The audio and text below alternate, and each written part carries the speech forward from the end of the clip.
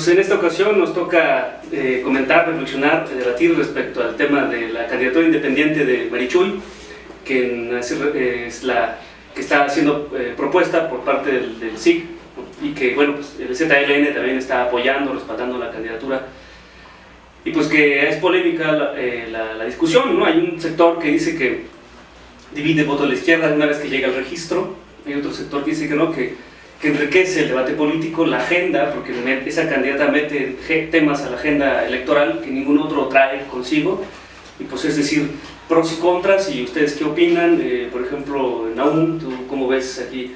Bueno, presento también a los panelistas, ¿no? Está Nahum Monroy, está Blanca Carrillo y Eugenio, que también Huarte, que ya nos ha acompañado en otra ocasión. Pues Nahum, ¿tú qué nos puedes decir ahí? Muchas gracias, Antonio, por invitarme.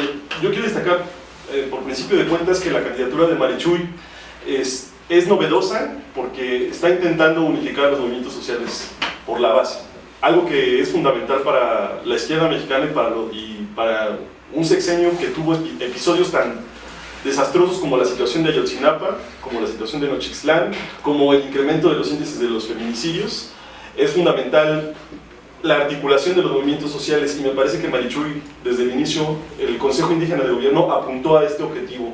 No perseguir el poder, que bueno, es una parte en la que yo discrepo un poco, pero lo fundamental es unificar los movimientos sociales. Y en ese sentido me parece que una cualidad que tiene su candidatura es que no tiene una posición sectaria hacia un amplio espectro que se encuentra en el movimiento de Regeneración Nacional, actualmente hacia la candidatura de López Obrador. Y me parece que marca una distinción. Ella no está planteando que si hay una parte del electorado que pretenda votar por otro candidato, ello no impide que puedan apoyar la candidatura, porque efectivamente Marichuy está ampliando un amplio abanico de puntos programáticos que tienen que ver con la gente, que tienen que ver con el territorio, con el género, que tienen que ver con el trabajo, las condiciones laborales, la violencia de género, que ningún candidato independiente o de izquierda, en este caso López Obrador, está tocando desde mi punto de vista de esta manera tan amplia. Entonces, en breve yo diría que esas son cualidades por las cuales hay que apoyar a Marichuy, además de que es mujer, es indígena, en un país tan racista como es el nuestro, pues es una mujer que viene de las comunidades de abajo, ¿no? Bueno, a ver, ¿nos puedes decir, Eugenio, ¿no? Sí, bueno, yo, gracias. Yo con respecto a la candidatura que digamos se toma a puerta cerrada en el CNI, y que bueno, al parecer cuando esta propuesta sale, pues genera división, por lo que podemos saber, o sea, es decir, no es aceptada ipso facto, sino es de difícil aceptación, hay discusión, ¿no? Al parecer todavía hay ciertos sectores dentro del CNI que se siguen debatiendo si hay que abrazar verdaderamente la propuesta o no. Y bueno, en términos generales yo creo que el problema de la propuesta es que es una mala estrategia política, porque una estrategia que requiere explicación revela sus propios límites, ¿no? Por ejemplo, ahorita Marichuy llegó acá del Estado de México, empieza a hablar y en realidad casi todo el discurso radica en explicar la estrategia, ¿no? Una estrategia no se debería de explicar, una estrategia tiene que ser transparente en ella misma, y más bien lo que se tendrá que decir o abordar ya en un discurso de carácter político es más bien, pues, digamos, ¿no?, cómo se van a lograr los objetivos o cuáles son los problemas para llegar a esos objetivos, ¿no? Marichuy en realidad se está desgastando en explicar la estrategia, ¿no?, que básicamente consiste en dejar en claro que no está buscando el poder, que no está pidiendo las firmas para competir por el poder, sino que es un llamado a la organización de abajo, ¿no? Entonces, de entrada hay toda esta necesidad, digamos, de explicarle a la gente, ¿no?, la estrategia, y esto me parece que es problemático de principio. Y bueno, yo en resumen lo que yo diría es que es una lucha justa, pero una mala estrategia. Legítima, pero una muy mala estrategia. Blanca, por cierto, ahí coméntanos de tu peje lagarto, ¿no?, que trajiste aquí a la mesa. Sí, bueno, aquí el peje lagarto, pues como dice Octavio, tiene un nombre científico. Epimistosius ocius es el nombre, sí, del peje lagarto. Sería un nombre exquisito de Andrés Manuel, ¿no? Nos estaba diciendo que también tiene un nombre dentro del zodiaco maya, que también, como decía mi compañero, que como Libra aparece el peje lagarto como dentro del zodiaco con un significado. De Marichuy. Bueno, en cuanto a lo de Marichuy, quiero como ejemplificar que hace como 3 meses veía un debate entre una feminista y entre los que apoyan a López Obrador. Y me parece ser, como hace rato platicamos, es que no se puede votar simplemente por una mujer dentro del movimiento feminista porque es mujer, ¿no? Tenemos que ver, como mencionaban, es que sí, Marichuy está metiendo dentro de la agenda política esto de los feminicidios, el trabajo de género y sobre todo muchas preocupaciones que tenemos ahora las feministas y por todo lo que está pasando en México. Es un hecho que sí puede, por ser mujer, comprendernos más, ver como soluciones más factibles. Sin embargo, creo que está chocando con aquellos hombres, sobre todo que apoyan a López Obrador, que piensan que la lucha de clases solamente se da en principio, sí ser una lucha de género y que bueno, ya se incorpora por ser la lucha, por la lucha del trabajador, que también se están defendiendo los derechos de las trabajadoras, ¿no? Cuando no es así, ¿no? Creo que estamos hablando en unas exigencias, unas preocupaciones que ningún candidato hasta este momento está poniendo como soluciones firmes. Sí se están metiendo dentro de la agenda, pero no están metiendo soluciones. Y lo mismo lo vimos con Delfina, ¿no? Y con lo que ganaron candidatos en el Estado de México, ¿no? O sea, sí se metieron dentro de la agenda. Y bueno, quiero destacar que dentro del Estado de México es el lugar donde hay más feminicidios al día.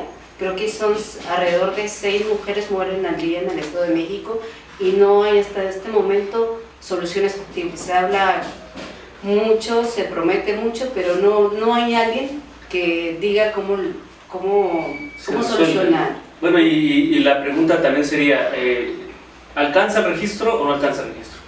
Porque se hizo una prórroga, ¿no? Dado la argumentación también auténtica y legítima de que la aplicación con la que se tiene que hacer la firma electrónica para las firmas, que son casi 1 millón, ¿no? Más de 800,000 firmas, pues tenían problemas, ¿no? Entonces se hizo un reclamo al INE, no solo de parte de Marichuy, sino todos los candidatos independientes, y ahora dicen que hay una prórroga dado esas fallas del sistema. Ahora va a ser hasta febrero, ¿no? Principios de febrero, pero el que lleva, por ejemplo, la mitad, pues es Bronco, pero tiene todo el apoyo de la oligarquía sonorense, ¿no? O sea, es decir, ahí no tienen problema, ¿no? Y todos los empresarios regios, ¿no? Entonces ahí pues como más fácil, pero por ejemplo tengo entendido que Marichuy lleva como 60,000, 70,000, ¿no? Ahora en el último evento se disparó un poco las firmas, ya rebasó a Ferrez de Con, pero es decir, tienes el 8%, ¿no? De casi 1 millón de firmas. Lo pregunto porque yo recuerdo en 2001 cuando convocaron la marcha del Código de la Tierra ahí en las islas de Ciudad Universitaria. Yo estuve ahí y la asistencia era casi cubrir las islas.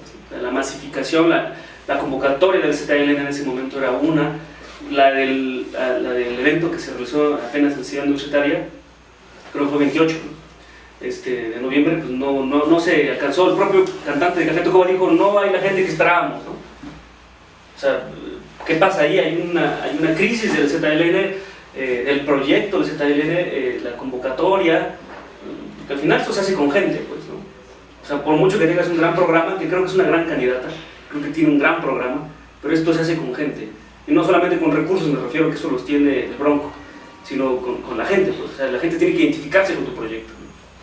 Sí, yo creo que hay una crisis, ¿no? O sea, sí es, digamos, el resultado, o sea, hay una crisis que yo creo que se desata a raíz del 2006, ¿no? O sea, en concreto, yo me atrevería a decir que hay dos grandes, me atrevería a hacer una división, 2 grandes momentos en la historia del ejército zapatista, que pues bueno, digamos, la primera parte sería del levantamiento del 94 al 2000-2001, ¿no? Y ya, digamos, una segunda parte que viene hasta nuestros días, ¿no? Porque el discurso del EZ, digamos, cambia radicalmente, ¿no? y empieza a tener problemas de ambigüedad, que es lo que vengo yo señalando, ¿no? O sea, da discursos que no son de simple lectura, ¿no? Dan paralelos de distintas formas, ¿no? Y esto va generando, yo creo que esto ha pesado, ¿no? Ha habido errores políticos por parte del Ejército Zapatista de Liberación Nacional en cómo involucrarse incluso en otras coyunturas que no son ¿Cómo cuáles? Como por ejemplo el 132, ¿no? Su ausencia en general en el proceso electoral o sea, de la coyuntura, ¿no? El proceso electoral del 2012, ¿no? Incluso su misma actuación en el 2006, ¿no? O sea, el hecho de que no hablaran abiertamente de un fraude, ¿no? Electoral, cuando claramente en el levantamiento del 94 hablaban de que si uno lee la primera declaración, sí, se dice abiertamente que es del 88. Los mismos zapatistas lo decían, el motivo de tirar al régimen lo ilegítimo, ¿no? Era porque era ilegítimo, era porque había habido un fraude en el 88. En el 2006 hay un silenciamiento digamos, no hay una postura clara otra vez, ¿no? No hay un señalamiento claro de que hay un fraude electoral, y pues bueno, esto yo creo que va mermando, porque la gente va, digamos, va dejándolos en una situación, insisto, de ambigüedad, ¿no? Pero, Raúl, yo coincido con lo que se plantea. Me parece que lo que se está reflejando actualmente es el agotamiento de dos proyectos que no están ya dando suficiente. Una parte, el sectarismo que impulsó, que vivió el ZLN en coyunturas específicas como el año 2006, se debe decir, en el que había una efervescencia de masas en las calles, había millones de personas tomando las calles a nivel nacional, tomando incluso palacios municipales, y un ejército zapatista que se quedó callado incluso cuando en Oaxaca había una situación insurreccional, semi-insurreccional, que se combinaba con la movilización en las calles. El mensaje de Lezeta, ¿no? Cuando dijo, estaba la represión en Atenco y dijo, vámonos todos para allá. En este momento estaban en un meeting por la otra campaña, claro que no llegó, ¿no? O sea, había dicho por lo menos vayan ustedes, ¿no? O sea, dijo, vámonos todos, no llega, y se da la represión y a la guerra sin fusiles. Es algo que pocas veces se recuerda, ¿no? También. Hay también algunos acontecimientos memorables que creo que hay que retomar. Aquella ocasión, por ejemplo, cuando estaba la represión en Atenco, entre el 3 y el 5 de mayo, hubo una manifestación del ZLN por la otra campaña en 2006, y en ese meeting, sí, importantísimo hecho, ¿no? Dijo el submarcos, vámonos todos, ¿no?, a defender a Atenco. Él nunca llegó, o sea, y muchos de los que estaban en ese meeting entraron a Atenco y fueron algunos violentados, ¿no? Incluso Alexis Benumea, que falleció, ¿no? O sea, gente que murió, literalmente murió, o sea, y que además hubo abuso sexual de algunas amigas conocidas que me cuentan ese testimonio. Y pues esos, digamos, son los errores que creo que han ido aislando un poco el movimiento también. Sin embargo, creo que finalmente es legítima la expresión, o sea, que ese sector exprese una representación política. Es decir, hay una izquierda que no se siente representada por ninguno de los partidos, ¿no?, por ninguno de la clase política actual, incluyendo a Andrés Manuel. Entonces es legítimo que ese sector diga, estamos aquí, estamos representados, lo cual yo creo que también es una válvula de escape para que no surjan, pues, movimientos espontáneos como el 132 hace 6 años, y pues, o sea, es decir, ya hay una representación de ese sector que difícilmente se identifica con las instituciones, ¿no? Pero bueno, sobre eso, rescatar también la riqueza del zapatismo, que vino a enriquecer todo el lenguaje, el imaginario de la política después de la caída del muro, y todo lo que reivindica, la importancia del movimiento.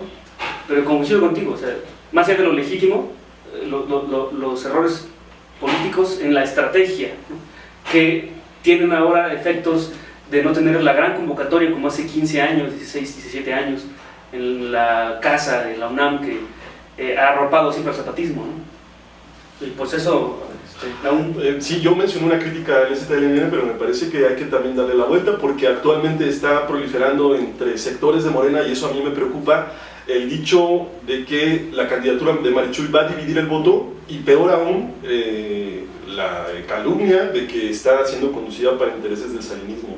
Y me parece que esta crítica, con todo respeto a los compañeros de Morena, es intolerante, ¿no? Es intolerante, pero es incorrecta, y es un insulto para compañeros que han permanecido 3 décadas en la selva, en en condiciones difíciles de lucha, que han sufrido el acoso paramilitar, ¿no?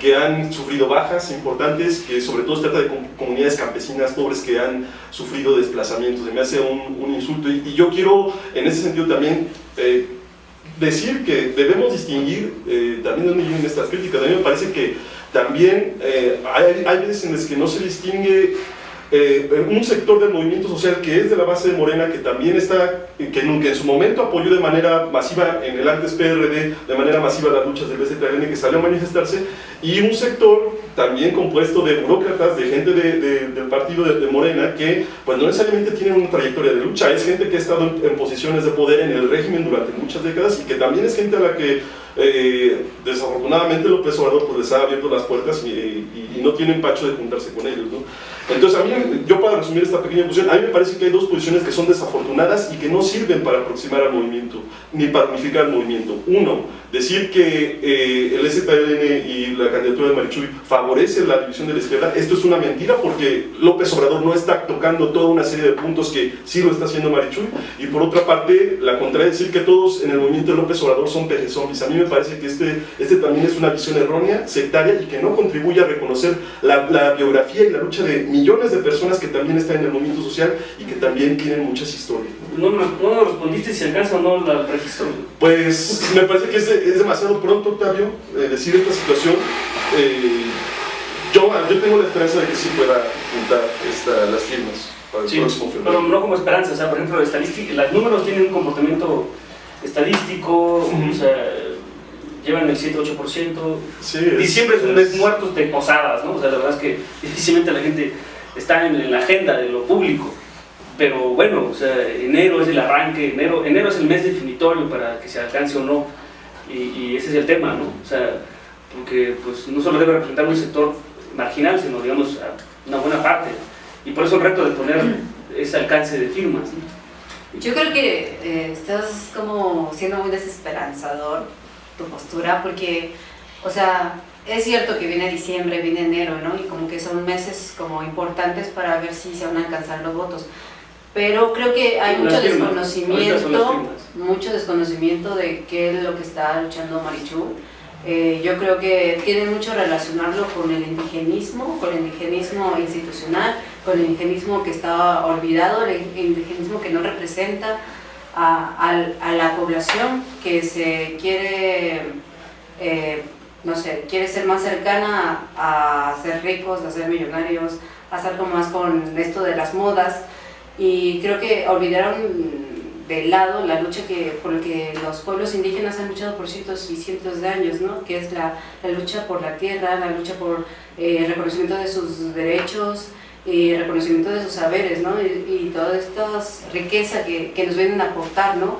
Y creo que Marichuy pone como este parteaguas de bueno, estamos aquí los pueblos indígenas, y también tenemos mucho que aportar. Tanto tenemos que aportar que hemos sacado una candidata, ¿no? Una candidata que yo creo que tiene mucho peso, siempre y cuando haya un conocimiento de qué es lo que está luchando, por qué es lo que nos puede aportar. Bueno, ¿no? es que, o sea, a mí en lo personal me agrada la candidata, ¿no? O sea, me agrada incluso toda su plataforma, todo su discurso, la manera en cómo construyen su imaginario político. Me parece que es el más rico. Pero yo lo planteaba no en términos de que esté uno en contra de ese sector indígena, ¿no? Para nada, o sea, tan es así que la idea de debatir de manera plural es precisamente para eso, para escuchar todas estas voces. Pero la pregunta es finalmente muy sencilla, o sea, porque al no alcanzar el registro, pues sí hay como digamos, una pérdida de presencia del ZL, ¿no? O sea, política, en el sentido estrictamente político, pues, ¿no? Porque es una jugada política, al final de cuentas, pues, ¿no? O sea, sí se podrían quedar como un poco exhibidos si no se alcanza, ¿no? Se quedan muy en lo marginal de la convocatoria de las firmas, pues. Es un riesgo, o sea, el ZL se la está jugando, pues, lo que quiero decir. O sea, es un riesgo, pero también es posible que los chicos, así como se pusieron las pilas ahora que hubo el sismo y que hicieron grandes cosas que no nos imaginábamos, creo que también pueden hacer como un punto preponderante en que Marichuy tenga o no tenga pues sí, el registro. pero digamos, eso es más en el margen de la ética, que es también muy hermosa la ética, o sea, el margen de lo deseado, pero la política es el arte de lo posible, finalmente, ¿no? Sí, no, bueno, digo, definitivamente no hay que confundir aquí el discurso. Los del ZLN irrumpe a nivel mundial, porque lo que tenemos inmediatamente atrás es la caída de la Unión Soviética, ¿no? Y en un momento en el que hay un discurso hiperneoliberal, en el que dice que el capitalismo es la única alternativa, y el ZLN de repente en México... Fue un dique que frenó. Fue un dique que frenó. Sí, claro. Sí, no, estamos hablando de la entrada del TLC, ¿no? Y de repente resulta que hay indígenas armados, ¿no? Y que hablan de un mundo que es distinto. Y yo creo que digamos, esto es ya... Había por lo menos 5 años de hegemonía absoluta en el imaginario, de que solamente ya era el fin de la historia, como dijo Fufillado. Se lo la estábamos creyendo hasta que el ZLN fue una voz en ese desierto. Claro. Esa parte es riquísima del ZLN, eso no se le va a regatear nunca al ZLN. Y es un error y tampoco, histórico. Sí, Pero aquí ya no es la historia, aquí es lo político. Claro. O sea, aquí son las grandes diferencias. Pues. Sí, claro, y digamos, tampoco hay que confundir que pues son digamos los sectores más desfavorecidos a nivel social y político y económico, ¿no? Han sido carne de cañón, han sido maltratados, esto es importante, esto se tiene que reconocer, ¿no? Pero yo creo que aquí el problema el problema deviene cuando uno en términos políticos empieza a utilizar, insisto yo, de discursos ambiguos, ¿no? Por ejemplo, en el 2006 era muy claro que decía, no, es que lo importante no es ni votar o no votar, ¿no? Y entrevista en Proceso, ¿no? Revista Proceso, que le hace Bellinghausen a Marcos, ahí está la referencia, dice, no, es que el asunto no es votar o no votar, pero nosotros en las comunidades no votamos, ¿no? Lo importante es organizarnos, dice, pero yo no voto, ¿no? Entonces, eso es ambiguo, ¿no? Es una ambigüedad que digamos, en un discurso político tiene mella, y aparte en un contexto político en donde pues lo que se orquestó fue un fraude y se ejecutó un fraude, ¿no? Pero si alcanzara el registro, por ejemplo, Marichuy, bueno. ¿resta votos Andrés Manuel o no? Bueno, o aquí le resta votos. Por ejemplo, tengo un amigo que es de Morena que me dice, yo voy a darle mi registro a Zavala, ¿no? A Margarita Zavala, para que la derecha alcance a su división, ¿no? O sea, yo reste votos al PAN, ya a la hora de votar voto por Andrés Manuel, o sea, pero ya tengo a alguien que le está restando votos a la derecha, ¿no? Es que justo yo creo que estas discusiones devienen justo de un discurso ambiguo. O sea, ella está diciendo es que a mí no me interesa el poder, de lo que se trata es de organizarnos. Bueno, es que entonces si uno es estricto con eso, pues es que entonces no hay necesidad de firmar. Es que entonces ni siquiera existe la necesidad de firmar. Ahora, yo creo que no van a lograr las firmas. Incluso si les llegan a dar más tiempo. ¿Y si la logran qué? Es que si la logran va a venir la discusión que estamos en el 2006, otra vez va a ser lo mismo, así, no es una cuestión de votar o de no votar, ¿no? Pero van a decir, y ahora sí, pues, ¿cómo va a estar el asunto? Ahora van a decir que sí hay que votar. Él dice que sí. ¿Que hay que votar entonces? No, que sí alcanza el registro.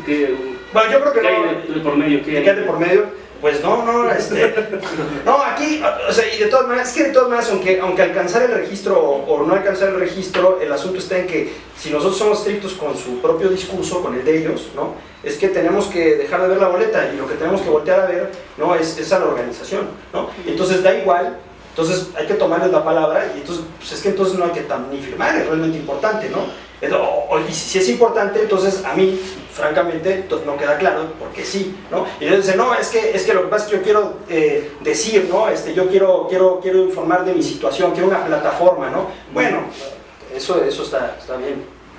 Pero bueno, ahí, alguien que quiera cerrar así. Yo diría, si consigue las firmas y se plantea esta situación de que le reste votos, pues, a ver, planteemos la pregunta en otro ángulo. ¿De qué sirve acumular votos para una candidatura que ha estado favoreciendo cada vez más a los intereses empresariales, de manera que si López Obrador llega a la presidencia, llegue a todos de pies y manos? Ahí sería la cuestión de que incluso favorablemente, si llega Marichuy como candidata, sería un polo de personas que no han sido críticos en este punto. Pues muchas gracias. Se ha dicho, si la candidatura de Marichuy divide el voto, a mí me parece que hay que subrayar en ese sentido que siempre ha buscado utilizar una tribuna del poder para denunciar, para agitar, para llevar organización y un programa. En segunda instancia, que es engañoso fijar la atención en el aspecto electoralista, porque ni siquiera hay garantías de que una vez pasada la elección se respete nuevamente el voto, y habría que poner atención en esta ley de seguridad interior que se ha aprobado para ver lo que están pensando las élites en el país en torno a un escenario en el que las masas vuelvan a salir a las calles a protestar. Yo la verdad también estoy de acuerdo con él. No creo que el voto de Marichuy divida.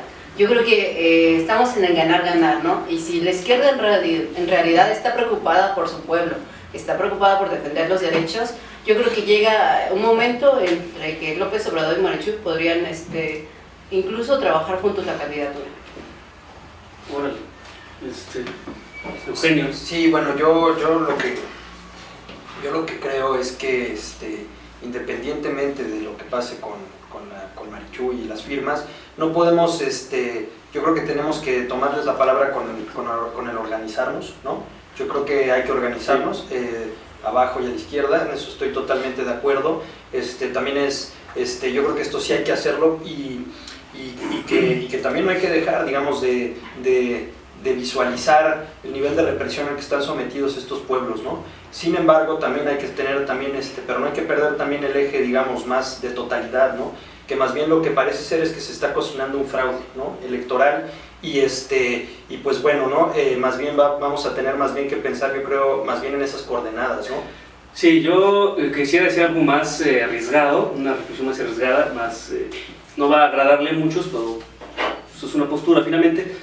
Creo que el ZLN, Marichuy, ¿no? Que finalmente vienen de la misma expresión política, y en el caso de Andrés Manuel López Obrador, Morena, son los dos grandes referentes de la izquierda institucionalizada y la no institucionalizada.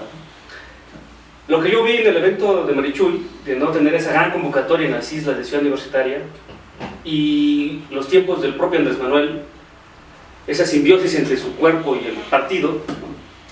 Creo que se están agotando esos dos grandes referentes.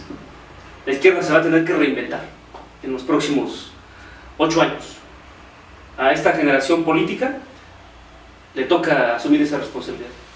Es decir, se están extinguiendo esas dos expresiones políticas. No que desaparezcan, pues, ¿no? O sea, porque tampoco Morena va a desaparecer, pero me refiero como esos referentes nacionales de la izquierda, ¿no? Y entonces, Andrés Manuel, en el peor escenario de que pierda, se agota su liderazgo. Si gana, en el avance del sexenio, en el desgaste del ejercicio de gobierno, se agota también como el gran referente. Entonces, sí, pues, el ZLN, con esta convocatoria no tan amplia, algo está pasando. Se sigue una crisis de las izquierdas. Entonces, esta generación tendría que replantearse, si se están extinguiendo los dos grandes polos, pues, ¿qué vamos a hacer, no? Un tercero, ¿cómo lo organizamos, cómo lo construimos? Evidentemente, con mucha tolerancia y sumando esfuerzos. Y pues eso, muchas gracias por estar aquí, por debatir. Muchas gracias por la invitación.